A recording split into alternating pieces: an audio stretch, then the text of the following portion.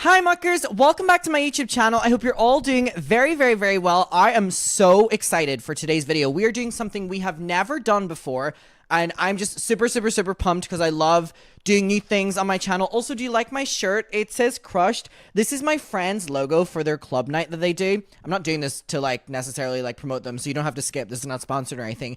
They have their own queer night, club night, and they created it all by themselves, and I'm so proud of them, and I surprised them by making merch for them, and I'm so excited to wear it. I just love them and I'm so proud of them. Anyway, just in case you're asking what this is, that's the name of their event. Okay, we are doing something very new, like I said. So I thought that it would be fun to get the muckers to email me and basically say situations that are going on in their life and ask for my advice. Now, the reason that I think that this might be interesting is because I don't think that I could give good advice. I am quite possibly someone you should not be asking for advice. So basically, on my social medias, I posted out this email, which, by the way, it is, I'll put it on the screen right now, but it is adammcintyrehelp@gmail.com. So if you email, you need to give me context, you need to give me details, you need, give me what you want advice on, right? So I put it on my social medias, and I already have over 200. So I went through and I picked a couple, and basically the reason that this is going to be really interesting to me is there's so many people asking for relationship advice and all this, and I am quite possibly so inexperienced in so many facets of life that I just feel like my advice is going to be so hit or miss, and that may be it might just be a fun thing for us to do, you know what I mean? And then you can say down below what you would give the advice to this person, and I think it's a fun way of basically getting things off your chest and being able to do it anonymously, or if you want me to say your name or whatever. So we're just gonna get right into it. So I've starred some ones that I want to get to. So first of all, I'm gonna start with this one. It says, losing a friend and I don't feel bad. Help. Okay. Hi, I'm Alyssa. Hey, Alyssa. I'm 22 years old, and you can include my name if you want. Thank you, babe. I had this friend we'll call T, and I used to think they were really cool. It was an internet friend through Twitter, and I was 18 when I originally met them. I'll just be straight up and say that this was the Gabby Hanna fandom. Sorry. Okay. Gabby Hanna fandom during 2020 to 2021. Were you one of the ones that were coming for me? The Gabby Hanna fans in 2020 were coming for me hard. So everything was hectic as fuck. Gabby was getting cancelled left and right. Rightfully so for a lot of things. And the fandom sort of bonded together. Not them trauma bonding over Gabby Hanna getting cancelled. Because we went through this big experience where it felt like the internet was actually out to get us. All this to say, T, so the friend, was extremely invested in Gabby. My obsession was dying down, and Gabby's manic episode had triggered a manic episode in me and many other fans, so I had to take a step back from the fandom. During this time, T would sit there asking me if Gabby was going to be okay, and because I have bipolar, they would ask me if I could predict a timeline for when Gabby would get better. I told them time after time after time that Gabby may never get better because bipolar is a lifelong illness. They kept freaking out and would have a full-on breakdown over it, spamming their alt accounts and freaking out in the group chat. Oh, Twitter group chats, they are a hectic thing, aren't they? When Gabby became religious, T lost their absolute mind. It was triggering for them, but I just couldn't, maybe being triggering, or T was constantly asking me about bipolar, and then they started to say that Gabby was only religious because of her mania. God, of course the first one I click on is about Gabby Hanna. Was it triggered by mania? Maybe. But T was saying that anytime Gabby spoke about religion, it meant she was manic. This was honestly exhausting for me because I had to sit there and tell them over and over again that even if she is manic, it doesn't matter because she's bipolar and she's going to be manic again. Eventually, T got kicked from the main group chat because they wouldn't stop spamming about Gabby being a bad person for being religious. They were saying that because Gabby is religious, that she believes every bigoted thing that religion comes with as well. And that Gabby wasn't even online when T was saying this. A different third person told them off and said that T was making everyone feel unsafe in the group chat. I was the one who said that, and they had to leave. When T left, they were added in a secondary group chat between other people who were kicked from the group chat. I was in both group chats. Lots of drama, I know. Honey, I have been in the Twitter fandom, like, I know the Twitter fandom lore. This is actually something I can give great advice on. If there's one person that was in the trenches when it comes to Twitter group chat fandoms, you came to the perfect person. I'm actually glad I clicked on this one first. Well, it actually was dramatic. I was ranting about T one day, and it was after another one of their splits on Gabby. We told T that if they hated Gabby so much, then just leave. Because we aren't here to talk about Gabby. We're here to be friends with the side theme of Gabby. She was inactive and did nothing. So she was not the reason we talked to each other, but it was the only thing T talked about. Again, it was exhausting. And this is coming from multiple Gabby Hanna fans. It was insanity for us. We didn't understand why T would be a fan of Gabby while hating her so much, as we said in the group chat. Someone told T what I had said. I'm not even sure they didn't tell me. I just know it was shit-talking the way that they were acting. And T blocked me on every social media site and texted me saying, delete my number, before blocking me there. I feel bad saying everything, but it was like a weight lifted off of my soul when, everything ended. They had been pouring so much of their own fears and worries onto me like I was their therapist, and treated me like I was Google.com for so long. And when they left, I was literally thankful. I was sad for a day and a half before I realized I literally don't care about them the way I thought I did. They had, went on so much and not cared about how I felt. And basically, it's hard for me not to care about them in return. So basically, you're saying that you lost a friend and you don't feel bad. My opinion of it, I don't think that there's any reason you should feel bad. Like, here's the thing, like, sometimes you outgrow friends in general, specifically Twitter, specifically when your main reason for being friends with someone, no offense, is that you're Gabby Hanna fans. Like, that bridge will burn quickly. You know what I mean? Like, there's not much there. And also, there are so many people that I devoted so much time on Twitter talking to, FaceTiming. Like, I was friends with so many people in the Twitter fandom, and I'm not friends with literally 95% of those people anymore.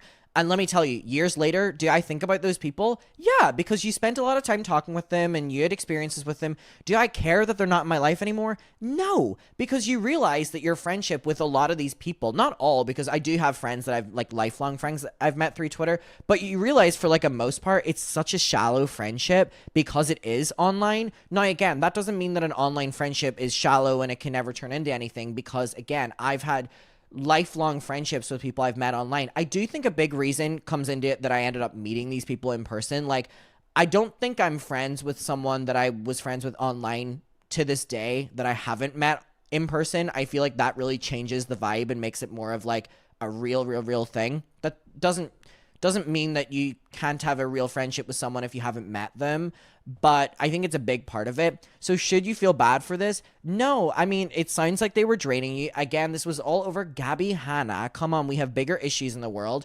And I'm just going to be real with you that I don't see a problem with you not feeling bad about that. All right. So let me move on. So Alyssa, hope you're doing very, very, very well. Okay, how can I, I'm going to put this in my archive because I've now responded to it. Okay, let me see. I can see all, the headings of these. Advice on a situationship. Ooh, I love this. This is not my forte because I'm quite possibly the worst person to talk about situationships because I go literally crazy, but that's why I feel like I'm perfect to do this. Hi, Adam. So here's the tea. Give it to me. I, 21 female, I'm an assistant manager in a kitchen, and my coworker is 26 male. Okay, so you're 21 female, he's 26 male. Okay. And he's crushing on me big time. I've had coworkers come onto me before. However, this one kind of turned into a situationship. Ooh. I like him a lot. However, I did tell him since we work together, it wouldn't be the best idea to date, especially since I'm in a manager role and he's moving up in the company. Okay, I mean, if you're the manager of him and you date him, that also gets into really murky waters because other employees will then say that you're giving him benefits in one way or another over them because you're dating him and you're favoring him and you're giving him favors. Probably. He is everything I want in a guy.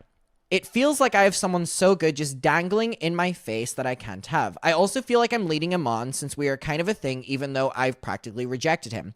Should I just do it? Should I risk Should I risk a job ruining a great relationship? Should I quit? No! Do not quit. Do not quit. I just got a raise, which makes this even more difficult. What should I do? Adam, please tell me. I love your videos. Well, shout out. Thank you so much. All right, here's what you do. There is such thing as, and again, please like take my advice with like a pinch of salt because I'm not the best person. There's such thing as like a fun stepping stone. You know what I mean? Like this, at this moment, might be messy to be a relationship because you seemingly are the manager over him and you just got a raise and you don't want to fuck that up. However, that doesn't mean that you can't, you know, have fun and go on dates, but don't be official. And honestly, like, I agree with you that, you know, it's messy when you date someone who works in an establishment and you also work there. It also is possible. So I think just like if you're saying this is your dream person and your heart is telling you, which very clearly you're saying this right now, and you want him so bad, what you do is, you know, just take it day by day, have fun, go on dates, you know, outside of work, and make sure that a big part of your talking isn't just about work, because you also need to have some sort of relationship and situation going on that doesn't just revolve around your work. So if you're only meeting up and talking about your work, then that's not really dating anyway, because you're just talking about your workplace. That's like going for a work meeting after. Like, get to know the person, and then you can make the decision whether or not you want to make it a relationship. It's not the first time people in a workplace have, you know, dated. You're both consenting adults. You're 21 and he's 26, and it is possible. Do not quit your fucking job. What is wrong with you? Do not quit your job. You just got a raise as well. No person is worth that in general, specifically because you probably just met them for a while. Just have fun with it. Have fun with it. You are the same age as me, and you know what we are? Young. We are young. And have fun with him, but still be looking for someone else. That's what I would do. That's what I would do. Okay. Oh my God, this one says, I'm a homewrecker. Tell me more. Tell me more. This is basically an am I the asshole? Okay, well, tell me. But I know I am the asshole and don't even believe I deserve air. Oh. Also, please don't share my name. I won't, but I can see your name right here. Basically, I worked at a day... Sorry, I love that you're already setting this up by being like, I'm an asshole and I don't deserve air. What are you about to tell me? Basically, I worked at a daycare for a few years after high school, and my middle school Spanish teacher coincidentally started... So I need to restart this from the start. Sorry, I'm getting like ahead of myself. Is this Ariana Grande? Ariana Grande wrote one? Basically, I worked at a daycare for a few years after high school. Okay. At my middle school... So middle school is before high school. My middle school Spanish teacher coincidentally started bringing her kids there. Was super sweet and asked me to babysit for... I don't like where this is going. This is graphic. This is graphic. Oh my God. Was super sweet and asked me to babysit for them. After almost a year of babysitting, her husband came onto me. Well, fuck the husband. Literally called me over to babysit while he took a medical call. He had cancer for a while, and I would babysit for free to help them out. When I got there, wouldn't you know it, the kids were napping. He started, like... I don't even know if I want to read this. He started, like, rubbing his... and hugging on me, but he's also hot. So I was conflicted. He tried to dance with me because he salsa dances. It was crazy. I feel like that would kill the mood for me. I left, and then one day I was in the mood, and I'm trying to like PG-ify this. By the way, this is vulgar. One day I was in the mood and called him and gave him my virginity.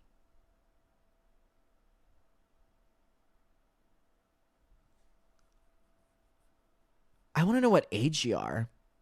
I want to know what age you are and what age he is.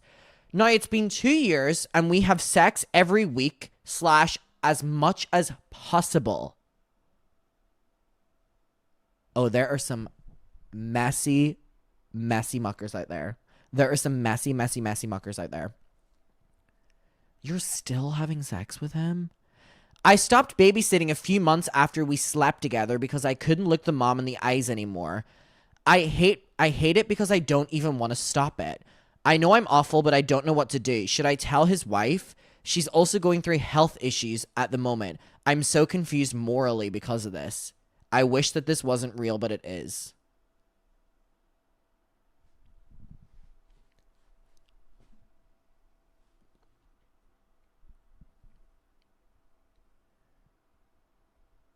Baby, I need a moment. I need a moment. Okay, well, number one, stop sleeping with him. Okay? Stop.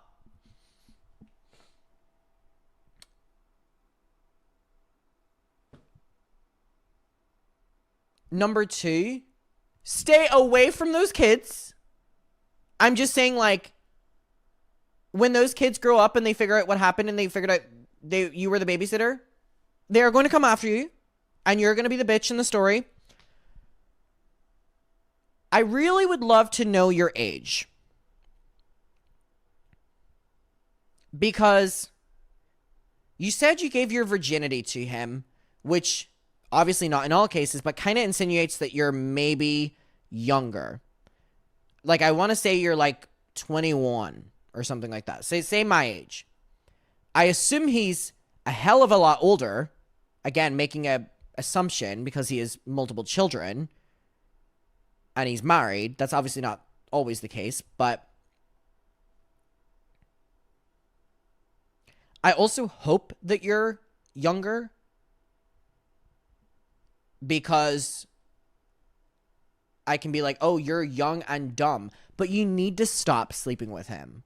You need to, like, that genuinely is like the fucking bare minimum. You need to stop this.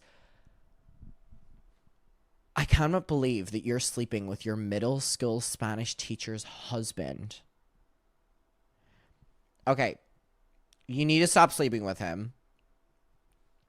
And oh my God, how do you even have that? You need to tell her. You need to tell your middle school Spanish teacher because she needs to know what a disgusting pig her husband is. I genuinely am trying to think, like, how does that conversation go with her? You need to tell her. And you also need to stay far away from these people. And they need to stay far away from you. You need to tell her. You need to tell her. This also makes me think that this isn't the first babysitter he's done this with. He's scum. He's scum. I hate him. You need to tell her. You need to tell her. And also, stop sleeping with him. Stop it.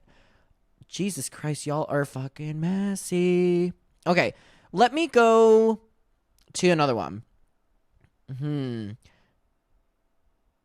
Era's Tour Drama. Oh, a Taylor Swift one. Hello, Adam. My name is Bree. Feel free to use it. Okay, here's the drama.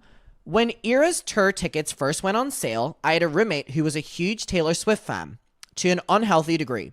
Me. She got verified fan access and I didn't, so we went through the Ticketmaster battle together on her account. We won and we got tickets for the show nearest to us for around $150 each. You lucky bastard, because my tickets for the London show, I don't even want to say how much they were, but they were...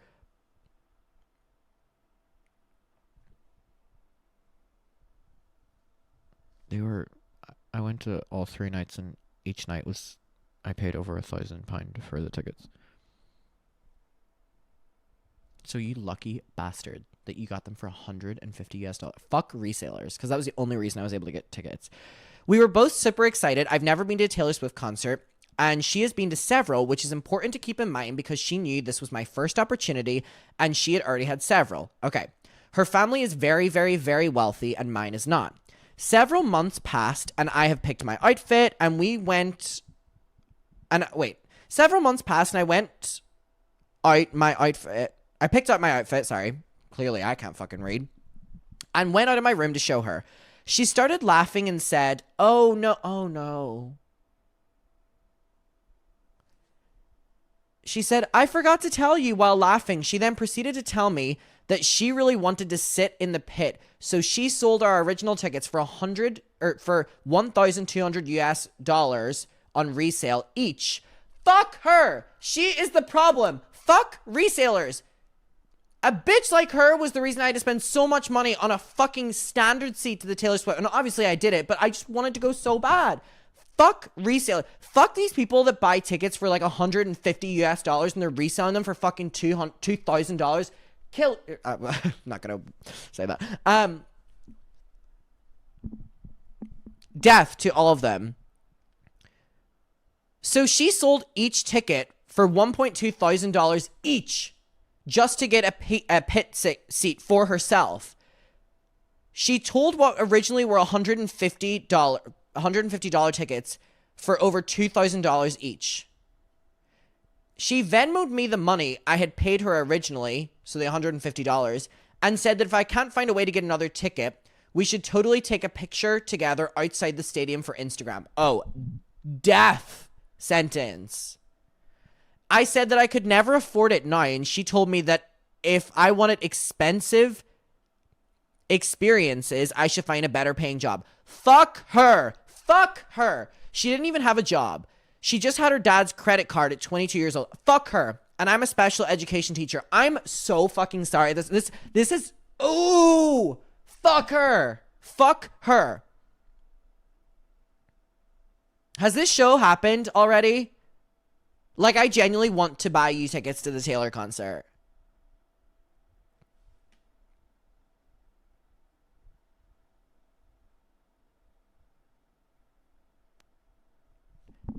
Hold on. You said that you're going to that it was the Vancouver show. Let me look something up really quick. StubHub, Taylor Swift, Vancouver.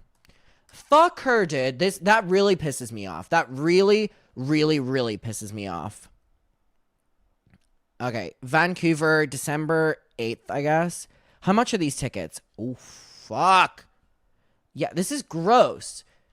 Like, tickets are going for like £2,000 each, which is obviously like a lot more. What is the cheapest seat? Sort by price.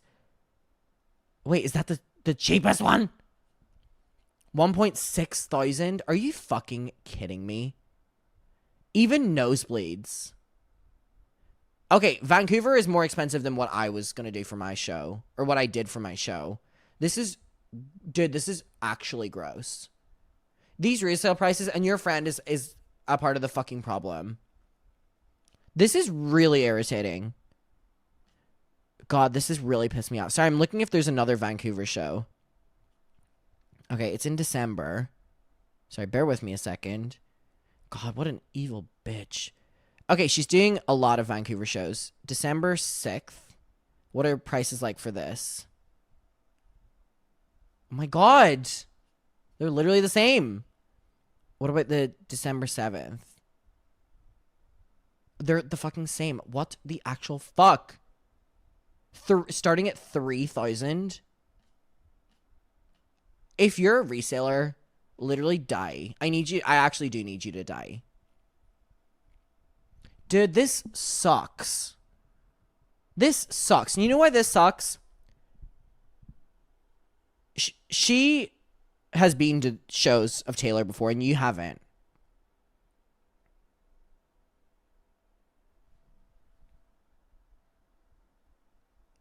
Dude, I'm so sorry. By this point, tickets were crazy expensive, and I was a first-year middle school special education teacher with no money in my bank account. I was heartbroken. I didn't get to go to any of the shows while she ended up going to 4 in total.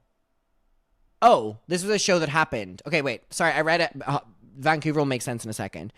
I didn't get to go to any of the shows while she ended up going to 4 of the shows and sat in the pit for all of them. Ooh!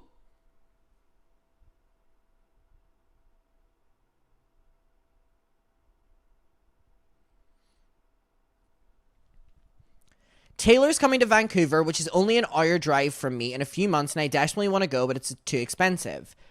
Obviously, obviously. My plan is to go stand outside the stadium and hang out with everyone else who didn't get in. That sounds really sad, but I've accepted it. I'll make friendship bracelets with my students so that I can trade them at the stadium and make the most of a crappy situation.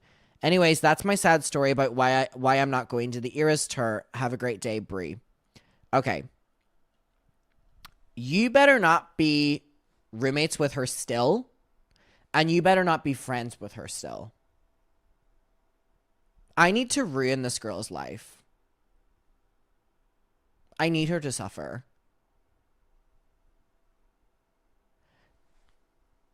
It just really pisses me off. And then throwing it in your face and be like, if you want to experience expensive things, this isn't supposed to be an expensive thing. I can't say that word. It's bastards like her that put the resale that make it an expensive one. You bought those tickets for $150 together, and the resale is $3,000.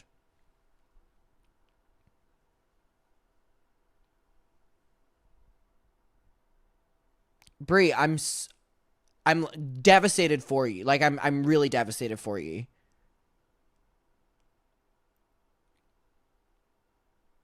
I want to make friendship bracelets and send them to you. And you can trade them outside the Vancouver show. Fuck her. Fuck her. Fuck her. Ugh. Fuck's sake. Oh my god. All right, let me put that one in my archive. Oh, that really pissed me off. Really pissed me off. Okay. Okay. Help. This one just says help. I'm intrigued. Hey, Adam, I've been a follower of yours for quite some time. Thank you. I just recently turned 30. Whoop, whoop. Congratulations. And it feels like my life isn't going anywhere. Sure, I just got a new job and I still have a roof over my head. Okay, you just said two things to celebrate there. Congratulations on the new job. But the advice I keep getting is that I should be grateful that I'm still alive and not homeless anymore. Well, not that, but congratulations on your new job. That's a huge deal. And you said that you used to be homeless as well. Like, fucking mad props. I'm not doing what I want in life. I'm not living the life I want to live. The sad part is, I don't know what that is. I mean, yeah, I have dreams, but I feel like if they were to come true, they would have by now. That's not true. That's not true. That's not true. Hold on. I'm going to prove that. What age did...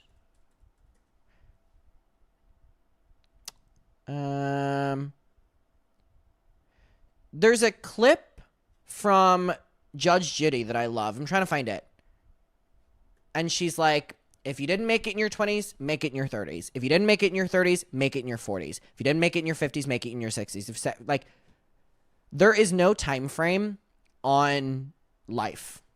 There is no time frame on life. There's no time frame on milestones. There's no time frame on anything. I want to finish reading this, actually. Everything I've tried doesn't work. No matter how hard I try and no matter how much people have told me I haven't tried hard enough, I'm still stuck right where I've been. I have passions, but I recognize that they're not practical and won't bring me long-term happiness. And I just feel quite lost. I keep having the albatross fly over my head as if following my dreams and aspirations and such would lead me back to where I was when things were much worse. I understand the aspect of no risk it, no biscuit. I've never heard that before. It's fun. But I've been on the other side where things don't turn out the way they should, and I guess that scares me looking straight at it, that I know I could go back to that life that I fought so hard to escape. What do? I would appreciate my name not being included. Of course. Okay, here's the thing. You just turned 30. This sounds so cliche, but like, can we talk about like how many people in their 30s now say that their 30s are like what they thought their 20s were going to be? Like, they feel so much more stable in life in their 30s to like achieve things. Like, your 20s are a fucking blur as it is. You know what I mean? I'm saying this at 21, but I'm saying like I've talked to so many people, like most of my cousins are a lot older than me, and they will say this to me where they're like, your 20s are going to be a blur. You try to figure it out in your 20s, you don't. And then you try to figure it out in your 30s and you don't. And you try to figure it out in your 40s and you don't, in your 50s, because you're constantly learning and you're constantly adapting. And like, the fact you just turned 30 is something to celebrate. And I know obviously it doesn't seem that way, but the fact that you were homeless and you've created this new life where you have a roof over your head and you have a new job, sure, it's not necessarily where you want to be in life, but you should be damn fucking proud of yourself that you have got yourself there and you have had a disadvantage, and look where you are now. And that's a huge fucking thing. What I will say is be patient with yourself and just don't put time frames on things. Don't put time frames on things. You said that you have passions, but you recognize they're not practical and won't bring you long-term success. That's fine. That's fine. Hobbies are so fun, and it's, even myself, I realize that I don't have enough because I have this mentality of like, I'll get bored of it. Okay, but I'll have the most fun for 2 weeks. You know what I mean? And then maybe through doing that, when I don't want to do that anymore, I'll discover something else. Just enjoy experiencing things and enjoy living. I know it seems very hard, and it is. And your situation has been incredibly difficult, but look where the fuck you are right now. And that's all through your own doing. So I would say that as well, where it's like, change the attitude a little bit about like hobbies. I don't think they need to be lifelong things. They can be something that is great for you in the moment and can help you discover things.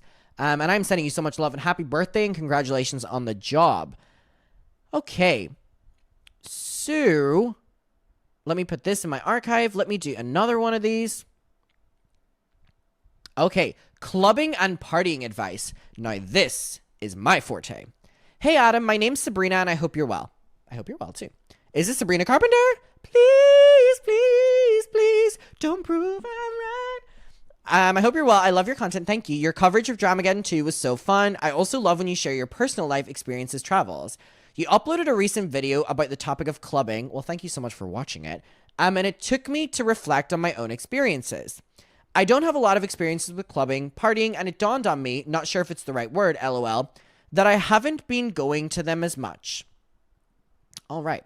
The societies I've been in held parties and events, of course, but I didn't manage to go to all of them as I find it difficult to balance uni work and going out. I'm an introvert. By the way, most of my friends here in uni that went out all the time barely did their work. So, I mean, you're prioritizing your work, and that's a very good thing to do as well. You know what I mean?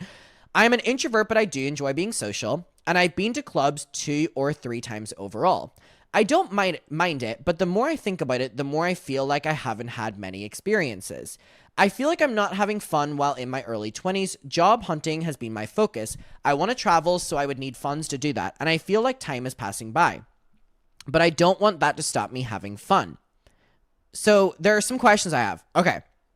Number 1, I know you gave some tips on how to go clubbing on your own, but how do you manage feeling confident, not nervous, going clubbing on your own? What advice would you give when going up/speaking to people and what to be mindful for? Okay. Tips for feeling confident and not nervous. You are going to call me very annoying. Fake it until you motherfucking make it.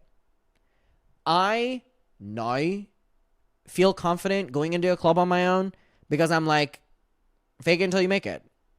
And also, I love living in delusion. And if I'm ever in a club environment and I feel overwhelmed or everyone's looking at me, they're going to think I'm on my own, they're going to think I'm a loser. You know what I recently thought? How many people I see standing on their own at a club, and my mind doesn't immediately go to, oh, they're here alone. It's, oh, their friend is in the bathroom. Their friend's out smoking. Their, friend's getting a drink. Like, how often does that happen where you've been at a club or a party with people, but you're standing alone or sitting alone for like 5 or 10 minutes? It's not something where people will immediately judge you. It's on how you carry yourself. So if you fake it until you make it, pretend you're there with people. Pretend you're there with people. Or at least that's what I would do.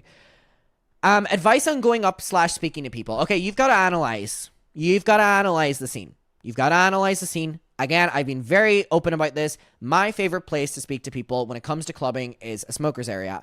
I think it's very difficult to speak to people on a dance floor when the music's loud and they're with their friends. It kind of feels like I'm like intruding on something. I don't do that. I don't enjoy doing that. I don't feel comfortable doing that. I just don't do it. Unless I'm like severely blackout drunk, and then I don't give a fuck. So a smoker's area allows you to like see less people, and if they're in groups or whatever, and you literally analyze who you would feel the most comfortable going up and talking to, but also analyze their situation. Like if someone is standing in a group of 3 and they're all shouting at each other and they're having an argument, obviously you're not going to go up to that one. But if there's a group of 3 sitting down and they're having what seems to be a nice conversation, you're able to go up and talk to them. Now, what's really, really, really like my favorite thing, if I'm not carrying a lighter or I go up and ask someone for a cigarette, which is always a good way to like introduce yourself, not endorsing smoking, by the way, just being fucking real, is I will go up to people and be like, hey, do you have any advice on where's good tonight? It always works. It always works. Please, I have been in Brighton for so many years. I know the good and the bad bars and clubs. And sometimes they tell me shit ones and I'm like, ooh, I've never been there before. Let me try it. And then you immediately, hold on, let me role play for a second. So say you're sitting in a smoker's area and I'm on my own and I want someone to talk to. I'll go up and be like, hey, wait, do you know where's good tonight? And then they'll be like, what? And I'd be like, oh, like, is there any like bars or like clubs that you recommend? And they'll probably be like, is this your first time here? And you'll be like, no, like I've been here a couple times. Like I really do enjoy it, but I'm just like wondering, do you like know where the vibe is? Then they'll start listing places. And then when they start listing places, you can be like, wait, I have been there. And then you will tell a story and then they'll be like, blah, blah, blah, blah, blah, blah, blah, blah, blah. And it like opens up this dialogue. And then it's so comfortable to kind of like just continue the conversation on. And also that like breaking the ice will allow you to like feel out their vibe and see if like you're compatible to talk to them. I feel like that is a really good way to do that. So that's my advice. Number 2, how do I deal with curfew? I do come from a household where I can't stay out too late since my dad does pick me up and I don't drive yet. The latest I come back home was midnight. When I went clubbing, I was on field trips, so of course there wasn't any parental supervision. I was clubbing till 2 a.m. and then back to my hotel at 3. Okay, so you're saying how do you deal with curfew? I'm going to be honest with you. In Brighton, clubs only start getting good after like midnight. So I think your vibe is more like a bar. You know what I mean? Like a bar. Because bars kind of like die off at like 1 a.m. So like, I feel like that might be your best bet. Again, I don't know what clubbing is like where you live, because in Derry, clubbing ends at like 1 a.m. So if you were in Derry, it would be perfect for your curfew. I think change where you're going. Look at opening times, where places are busiest at certain times, and accommodate it to you. Number 3. With my friends, we're more of the chill side. We are mostly introverts as well. So we're not big partygoers. Okay, this is perfect, so go to bars. But we do enjoy if there's an opportunity. But since we can't stay out too late, it gets difficult. After clubbing, hours tend to be late. I did tell them about clubbing a while ago, but I haven't asked again. What can I do, especially with not being able to stay out too late? Is it possible for you all to like save up and put money together and get like a hostel for the night or a hotel for the night, and that would allow you to? I understand if there's parental supervision, you're not allowed to do that. I think change where you go. You know what I mean? There are clubs that close at 1 a.m. and there's clubs that close at 5 a.m. I do feel like a bar vibe where it has a dance floor as well tends to kind of die off at like 1 a.m. where people kind of go there before they go to the club. I feel like that might be more your vibe. I hope my questions made sense and I would really like your advice. Thank you from Sabrina. You can read my name out loud. Sorry if this was a long email. No, I loved it and I hope I gave you some good advice, maybe? I don't know. All right, let's do another one. Okay. Should I invite my sister to my wedding? I love when they start with, hi, I'd prefer if you didn't say my name, because I know it's going to get messy. A little background info. I have 2 siblings, a brother and a sister, and we survived an abusive household, more emotional but sometimes physical. It was the worst on my brother and I. My sister was the golden child for my parents. I won't name everything they did, because we'd be here all day, but here are some examples. My brother is gay, and my dad and dad's friends would call my brother the F slur, but in Spanish frequently, and force him to bring them beer all the time. My dad was an alcoholic. My dad would call me ugly or a whore if I dressed in a way he didn't like, which is literally just goth with fishnet stockings. One year for Christmas, my mom and her coworkers wrote a letter from Santa We were ages 10, 8, and 4. The letter was just telling us how awful children we are and how we don't deserve gifts. Dude. On April Fool's Day, probably at the same age, my parents hid our dog. Oh, no. Our parents hid our dog in our neighbor's yard and said he ran away. But then when we started crying, they showed us that he didn't actually leave and laughed in our faces and told us to take better care of the dog. Again, the oldest of us was 10, and that was their prank. Just fun stuff like that. I went no contact with my parents a couple of years ago, and it put a wedge in my relationship with my entire family. The only person who still talks to me is my brother. My sister, I think, blamed me for hurting my parents' feelings or ruining the family. Fuck your sister. Fuck your sister. Why is she, the golden child, by the way, is now blaming you? And she was the one that had it good. Fuck her. And no, she's not coming to your wedding. She took their side when I went no contact. Okay, that's her thing. If your parents aren't coming to the wedding, neither is she. Just my opinion. Just my opinion. I still try to keep in contact with her because my beef is really with my parents and not her, but it's hard to trust her when she believes that I'm the one that's always blowing things out of proportion. Last year, she invited me to her wedding, and despite my no contact, I went and faced all my family who abandoned me, and of course, my family and their friends said rude or fake nice comments to me. It was truly hell for me, but I remained civil, and I got to see my sister on her wedding day. She was so beautiful and looked so in love. Towards the end of the evening, I hugged her so tight and told her I was so happy for her to be so happy. She returned the emptiest hug back to me and said, "Thank you." Maybe it was in my head because I was already having a rough night. It just felt like maybe me showing up wasn't really something she cared about, and like she didn't care what it took for me to be there with obviously the family. Maybe it came across selfish, but it fell off. No, because you went through fucking hell and back probably before you went there, during there, and then dealing with it after. So here we are at the dilemma. Hit me with it, babe. My boyfriend and I have thought about marriage for a while, and I'm hoping to begin creating a guest list. I hope I'm invited. So many people are sending wedding invites to my P.O. box, by the way. I love it. I know I can't go, but I just love that you're, like, thinking of me. I appreciate it.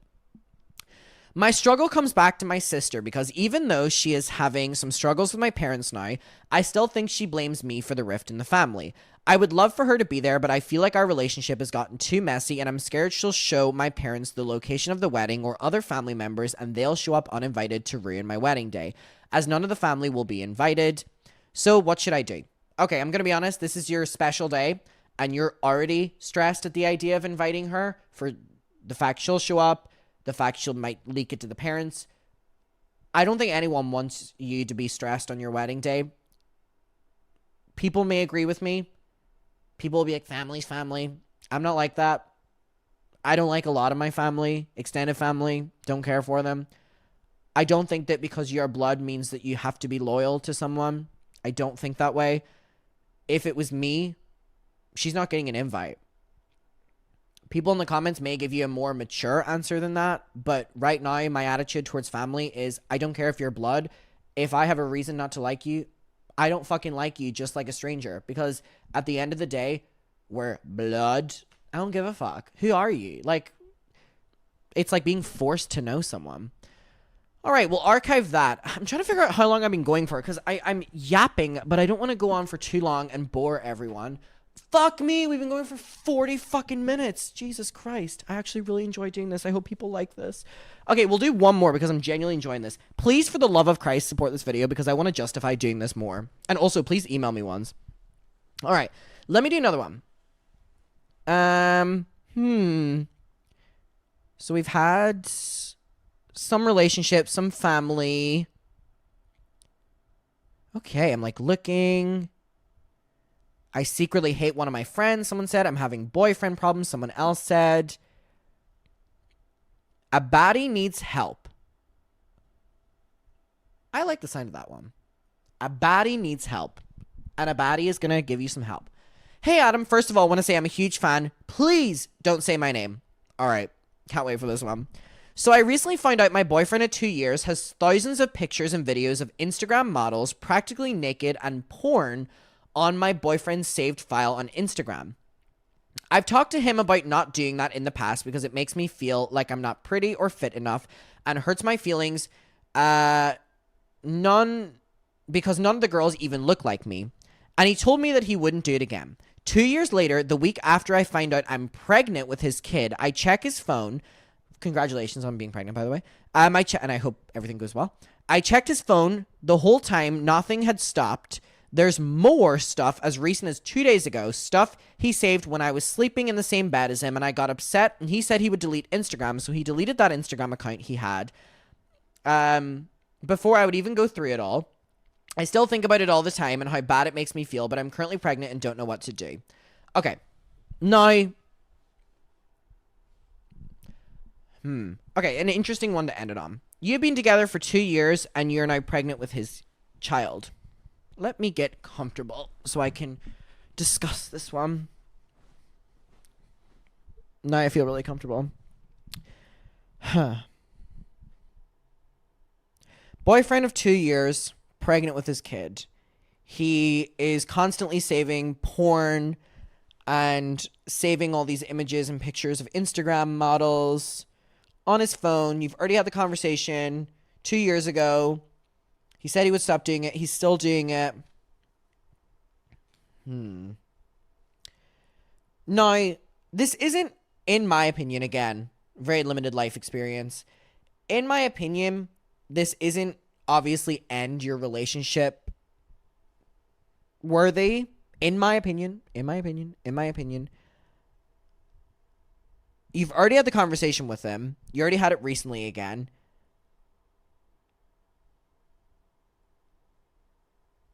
Damn, sorry, I'm like really thinking. Because I know how you feel like if your partner is like exclusively like saving like porn and following all these like models and, you know, all their like sexy pictures, and you say you think that you look nothing like that. I think you need to also know that like just because you don't look like that doesn't mean that he doesn't find you attractive or anything like that. I feel like it's very easy for your mind to go to that place. I definitely think it's weird that he's saving all this. Like, I'm gonna be real. I don't know what advice necessarily to give you. I don't know what advice to give you. I mean, you've had the conversation again.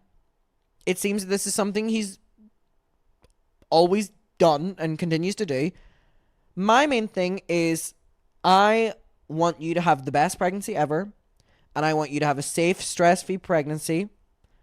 And I don't necessarily know what advice to give you. What an interesting one to end on. But I just hope that everything goes okay with the pregnancy. I'm sending you all my love. And yeah. Okay, muckers. That was like 40 minutes? Flew in for me. That was so much fun. Please email me with more. And let me know if you enjoyed this. I will see you in my next one. And goodbye.